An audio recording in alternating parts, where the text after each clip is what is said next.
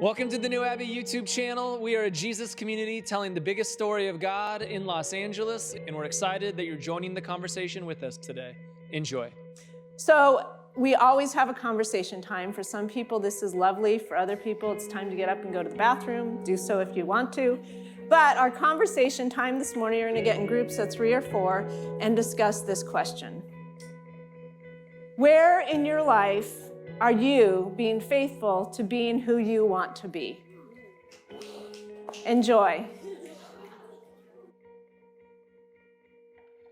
Our lives are a living worship. So for many of us, worship was going to the church and raising your hands and singing the song. But worship is our very lives. Romans 12 says, therefore, by the mercies of God, present yourselves as a living sacrifice, holy and acceptable to God, a living worship. This is our destiny as human beings. The saint Irenaeus said, the glory of God is the human being fully alive. And really, worship is all about God's glory, the radiance, the brightness, the aliveness.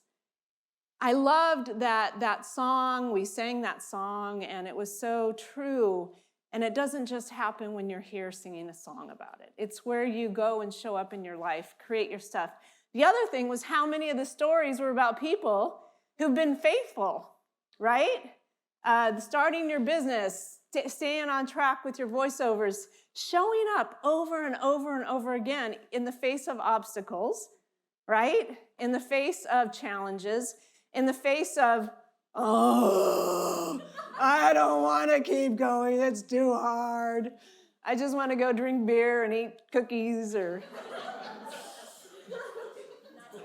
No, you never did that, I'm sure. But faithfulness matters because it matters for a better life. It matters for better relationships. It matters for productivity. Showing up to what you want, to who you are, to what you've said you will do. It makes for better friendships. How many of us have either been the one who's failed as a friend or been failed as a friend? Probably everybody here. Those times when the people you thought you could count on, they weren't there for you, and it felt really hard. So faithfulness matters in many ways, and in fact, civilization is built on faithfulness. Faithful people are the backbone of existence. If people hadn't shown up and been faithful, none of us would be here today. And so faithfulness matters because if we're not faithful, specifically to being who we want to be, who we feel called to be, then we will not feel satisfied. Because the truth is, even if you don't get in the long run to where you thought you could go or what you thought you should do or the stardom or the fame or the money or the whatever, if you didn't even try, how are you going to feel? I mean, it's going to feel crappy to get to my age or older and be like, man, I never really made it. But at least I tried. I gave it my best shot. So faithfulness matters. But the problem is we're also unfaithful, right? And that's just a human condition. We are faithful sometimes, and other times we're unfaithful. We're unfaithful to ourselves. We're unfaithful to our relationships, our commitments. And no one, even the most faithful people, are not faithful in everything.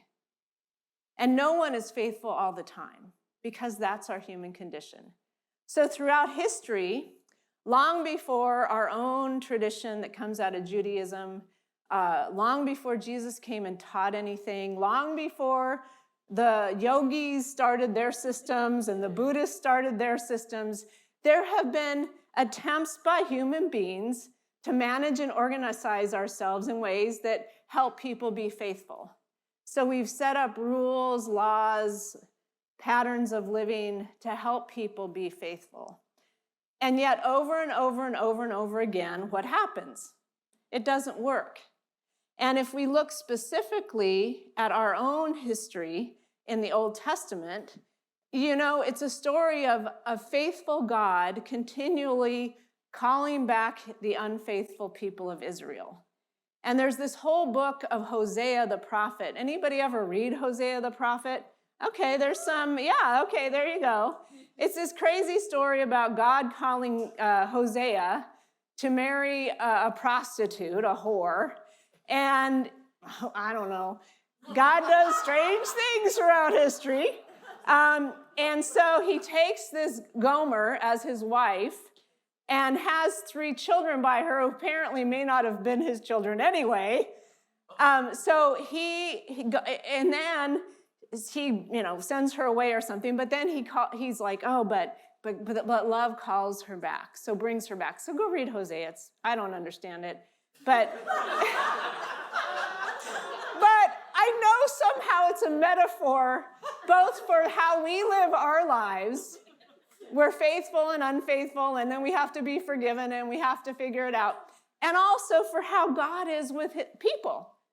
Whether that God shows up in like the Israel tradition, or it comes in some other interesting system like, the gods and goddesses of the Hindu system and the Buddhism that came out of that. And God throughout history is showing up, inviting people into a relationship to help us flourish and be better humans.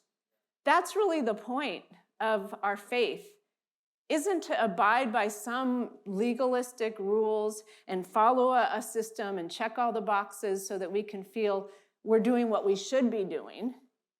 It's to make us and empower us and free us to experiment with being ourselves and to play with life, to see what we can do with our lives and flourish in whatever way we've been uniquely created to be.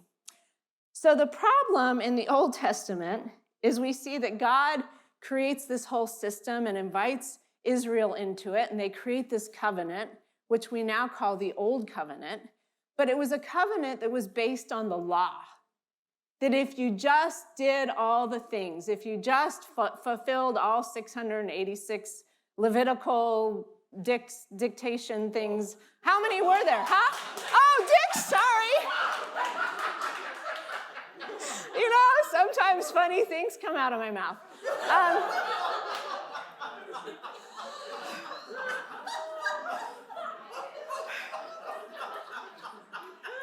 And it's interesting where we're going with all this too. But it failed because human beings are inherently unfaithful. And the reason it failed is because it didn't deal with the heart. It didn't deal with our inner experience. It didn't teach us how to be present in the moment and learn to listen to all the stuff that goes on within us. The messiness of our inner worlds, because our inner worlds are both glorious and full of creativity and possibility, but they're also very messy and disappointing and frustrating and scary and overwhelming. So into this reality of Israel, which is our tradition, our root tradition as Christians, Jesus comes to really bring a corrective to the path that Israel has been on. He is a teacher within that lineage. But he comes and says, and we looked at this a month or two ago, Corey taught on Matthew 5. He says in Matthew 5:17, and this is not the slide yet, do not think I have come to abolish the law or the prophets. I have not come to abolish, but to fulfill. To fulfill the law. To expand the law. And where does he expand that? We all know, Jesus said, all the law is summed up in 2 things. Love God, love your neighbor as self. That's it. It's the law of love. And that is this new covenant that we are invited into. A covenant not based on law, not based on legalism, not based on rigidity and showing up and doing what someone else tells you should do or who you should be, but doing this work of listening deeply to your heart, to your body, to your emotions, doing some tough work to know yourself. That's the invitation to the law of love. Because what Jesus does in this passage we're going to read is he basically just blows everything out of the water. So let's look at this scripture that we're going to focus on today. You have heard it said, you shall not commit adultery, but I say to you that everyone everyone who looks at a person with lust has already committed adultery with them in their heart. Uh-oh. Anyone feel a little lust sometimes? If your right eye causes you to sin, uh-oh, tear it out and throw it away. It is better for you to lose one of your members than for your whole body to be thrown into hell. And if your right hand causes you to sin, cut it out, throw it away. It's better for you to lose one of your members than for your whole body to go into hell. And if we were to continue on that, we might say, and if your certain part of your body causes you to sin, oh no, that's not good. And it was also said, whoever divorces their wife, let them give, it was her, him, that was what they were operating on. Let him give her a certificate of divorce. But I say to you that anyone who divorces his wife, except on the ground of chastity, causes her to commit adultery, and whoever marries a divorced woman commits adultery. Okay, how does that work? So as I looked at this, I realized I think what Jesus is doing is just blowing it all the water, saying you're never going to be faithful all the time. It doesn't work. And the heart, whoever looks at another with desire gone awry, has already committed something in their heart. And we don't want to deal with the issues of the heart because it's messy. Adultery is a product of this desire gone awry that leads us to be unfaithful because we didn't know what to do with that inner messiness. So I remember the first time I really kind of had some lust after I'd been married. And I was driving to get on the freeway, where I usually get on the freeway, and there was this very attractive Latin guy that was selling flowers. Young, he was probably like 22 or maybe younger, and I was like 27, 28. And he stood there and he was selling the flowers, and he had this, hey. And I was like, hey. And I felt this little kind of woo, and I was like, oh my gosh. It was kind of like me, married my husband, never had sex with anyone before.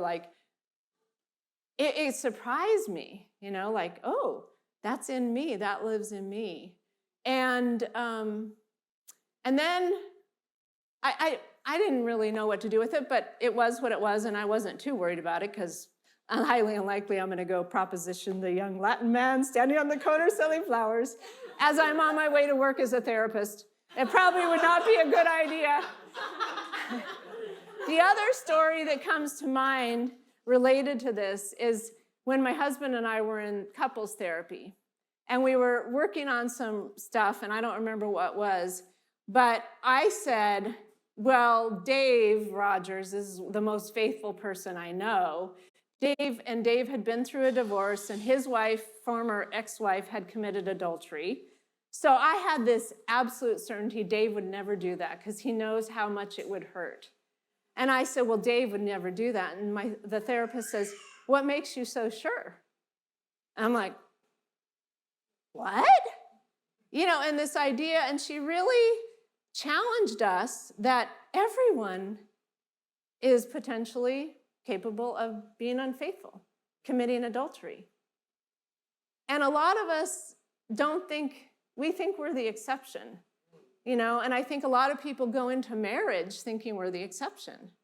But the truth is, if we don't deal with our inner messiness, and we don't learn to work with feelings skillfully, if we don't learn to work with our own sexual arousal and desire patterns skillfully, if we're not consciously engaged in this work of owning all of our reality, both the healthy and the unhealthy, the desirable and the undesirable, we're prone to make poor choices, be it sexually or otherwise. Specifically, we can be unfaithful to who we want to be. None of the couples who have ever talked to me or the individuals who've come to talk to me about unfaithfulness in a relationship started out with that as their plan. You know, they didn't like say, well, today I think I'm going to go be unfaithful. I think that's what I want. That's who I want to be. It happens very sneakily, very subtly. The marriage begins to break down. The resentments begin to build up. And we're not dealing with ourselves. We're not talking about it well in the relationship. And then one day, there's a Latin man selling flowers on the corner. And you're like, oh. So there's an interesting passage in James that says that one is tempted by one's own desire, being lured and enticed by it. And then when that desire has conceived, it gives birth to sin. And when I first found this passage, I thought it was so curious because this whole idea of being lured and enticed by our desire, it's like there's a desire, there's something that emerges that we're not paying attention to in a proper way. We're not working with skillfully, and it leads us down a low road. And frankly, when it comes to sexuality, we've done a terrible job, and sometimes a harmful and even abusive job, helping our children grow up to know how to skillfully work with desire and arousal. From the time we're in utero, little baby males are having erections, females are having vaginal lubrication. It's just part of those are the arousal signs, and they're from the beginning. And yet in the church and even in the culture, we just don't talk about it. So we need to be skillfully trained ourselves in dealing with our sexual arousal functions, but also our emotional patterns, are the life force within us. Because what we really want is to be fully alive. And I think the whole sexual desire, arousal, orgasm pattern is a beautiful metaphor for being fully alive. We have a desire. Ooh, I want to be in a relationship and feel love and have sex and third. You know, that's normal. That's healthy. Yay! And when we meet somebody and we find them, woo, and then we decide to go somewhere and carry it further, we have this whole physiological thing that's so great. And then we have this orgasm and ecstasy, and we're like, yeah, I'm alive, woo! That's the way it is. And that is like whether it's that or it's your desire to create an artwork, a painting, or make a movie or a song, or raise a beautiful child, or bake a thing of bread. I mean, there's a desire that then takes you somewhere, and there's an energy that you follow, and it takes you, and then you create something, or you have an experience of something. You run a marathon like Corey's today. So there's this human life force in us that wants us to flourish, be alive, productive, create, contribute. And we need to work with that so we can be faithful, to be who we want to be the kind of friends and partners and family members and community members. And we're not going to talk in depth about sex today because that's a whole nother series. But sometime, I think, how many of you have seen the Netflix show Sex Education? Oh, great show. I'm on my second round of it now. But we need to have a sex education for New Abbey. It's like, how do we do sex in this law of love? Because the old covenant was about for people that were getting married at 14 or something, 12. Like, okay, that makes sense. Oh, okay, works. We're waiting until we're 18. Oh, but you're too young to get married. But I have this thing I need to express. No, so we're waiting longer and longer. What does it look like to deal with that part of ourselves in this new covenant? But that's, again, another series. So what do we do with this life force? We're created by love, for love, to love. But when we're not trained, it goes awry, and we lead to all manner of problems. That lack of equipping to faithfully be our unique selves, to work with our patterns of desire and arousal and excitement and production in a healthy way, if we don't have that, we can't be faithful to saying yes to what we want to pursue and no to the things that take us away from that. For Jesus followers, love is the metric for our decisions about everything. Personal responsibility to know yourself and make choices that align with your vision and your values about who you want to be. What is the loving choice in this situation this morning? What's going to align me with my vision and values? This morning, my vision and values was to spend the whole morning focusing on here and working on my sermon and spend some time praying and being still. And then I started thinking about Dave, my deceased husband, and how I wish he were here. And I got on his phone and started looking for a video that would have his voice, because I was like, oh, Dave.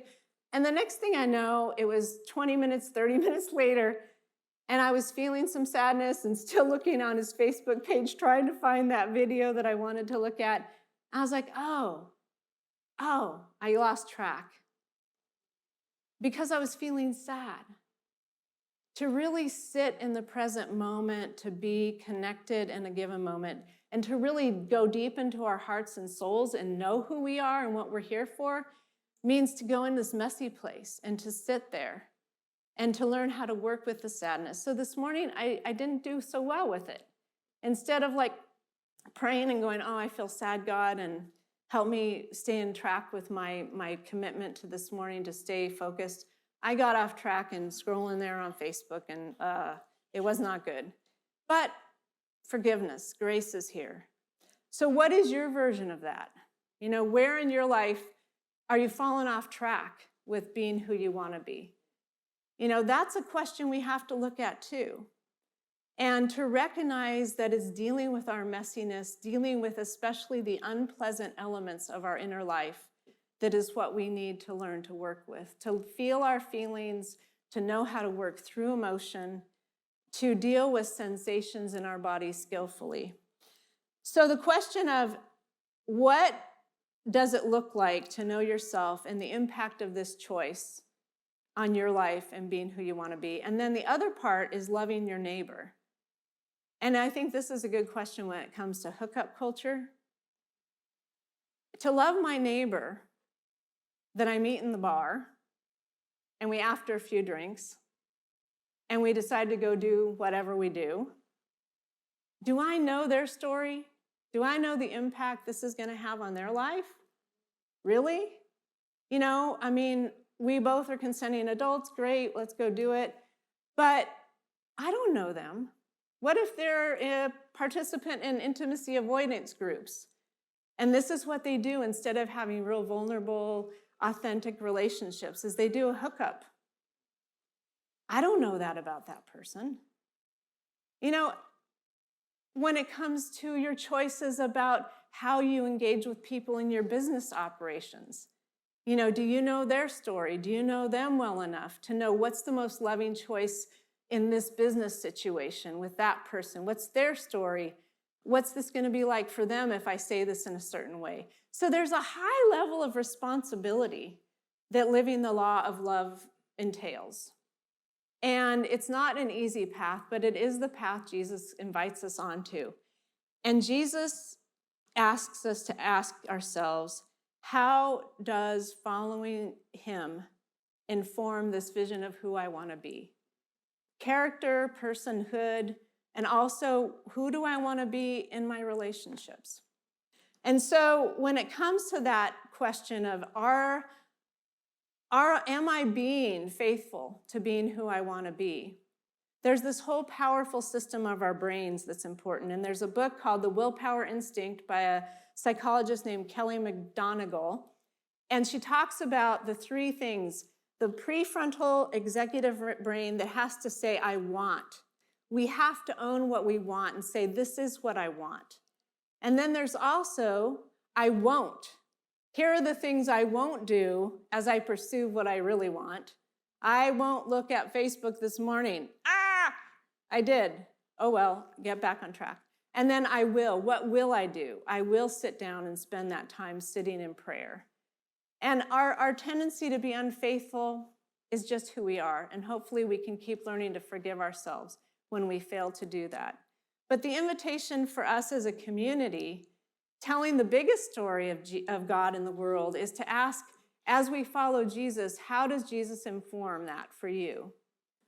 Who you're choosing to be in the world, what you want, who you want to be, and how you want to live.